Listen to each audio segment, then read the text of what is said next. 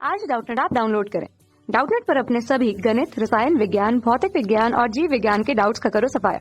बस प्रश्न की फोटो खींचो, एक ही प्रश्न को क्रॉप करो और तुरंत वीडियो सोल्यूशन पाओ।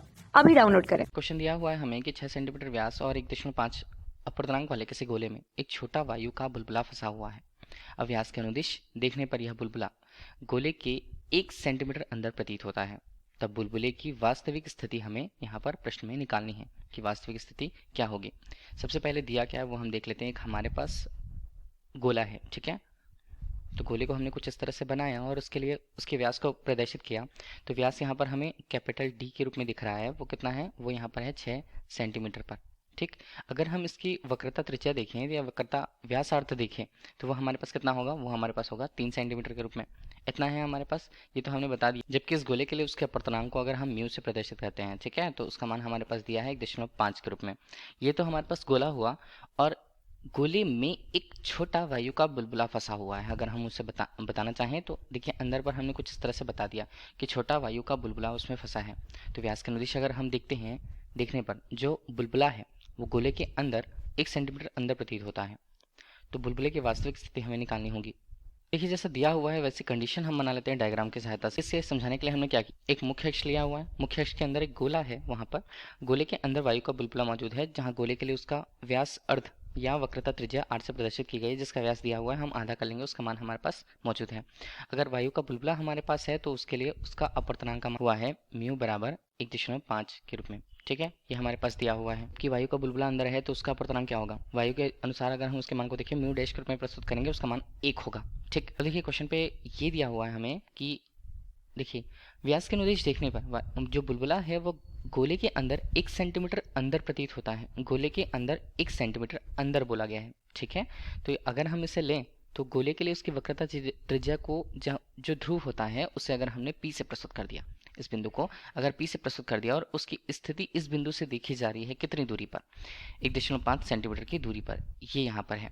तो उसे हम v के रूप में प्रस्तुत करेंगे। v क्यों? प्रतिबिंब है, वो प्रतिबिंब हमें दिख रहा है, यहाँ पर है 1 सेंटीमीटर के रूप में, ठीक। 1 सेंटीमीटर यहाँ पर हुआ, ये हमें दिया हुआ है मान। तो हम यहाँ पर उपयोग क्या करेंगे? हम उपयोग करेंगे पतले लेंस से अपवर्तन का सूत्र। देखिए ये हमारे पास होगा क्या, जब प्रकाश यहाँ पर आपतित होती है तो देखिए ये हमारे लिए कौन सा माध्यम होगा? ये हमारे लिए विरल माध्यम होगा। और चूंकि अंदर का हिस्सा जिसका अपवर्तनांक ज़्यादा है वो सघन माध्यम होगा, ठीक। विरल माध्यम से सघन माध्यम में जाने पर तो विरल माध्यम के लिए उसका अपवर्तनांक क्या था? म्यू डैश के रूप में, इसका मान था 1। सघन माध्यम के लिए उसका मान 1.5 म्यू के रूप में है। बनता क्या है?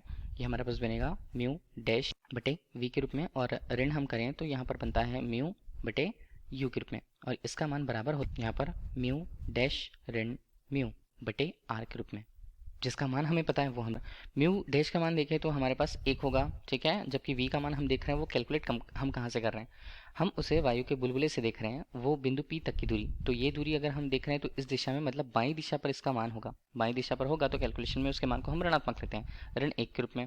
ऋण हमने करा, हमारे पास म्यू का मान है 1.5 के रूप में, और नीचे हम देखें तो यहाँ पर मान है u के रूप में, ठीक है। यहाँ पर तो बराबर हम चिन्ह करें तो यहाँ पर मान बनता है 1 ऋण 1.5 यहाँ पर, और नीचे यहाँ पर मान बनता है कैपिटल R के रूप में। इतना तो हमारे पास हुआ। अब जो मान हमारे पास दिए हुए हैं उन सारे मानों को रख लेते हैं। ऋण 1 यहाँ पर हुआ, ऋण हमने करा तो 1.5 बटे u के रूप में, इसका आगे हम करें तो यहाँ पर मान आता है ऋण 0.5 के रूप में बटे r कितना? ऋण रूप से 3 आता है। तो यहाँ पर दोनों मान ऋणात्मक थे, कट गए, और कुछ मान है यहाँ पर ऋणात्मक 1.5 है बटे u है हमारे पास, ठीक है। u का मान हमें कैलकुलेट करना है, जबकि 0.5 यहाँ पर था बटे 3 था, और हमने ऋण का धन कर दिया, ठीक है, धन 1 हो गया।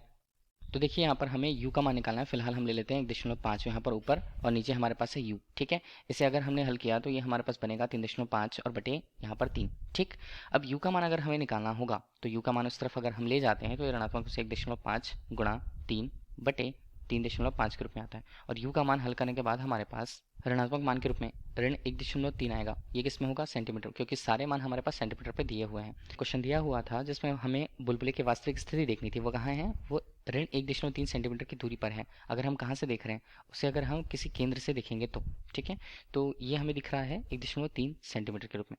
धन्यवाद। कक्षा 6 से 12वीं से लेकर नीट, IIT, JEE वो एडवांस के लेवल तक 1 करोड़ से ज्यादा छात्रों का भरोसा। आज ही डाउनलोड करें डाउटनेट ऐप या व्हाट्सएप करें अपने सारे डाउट्स 8400 400 400 पर।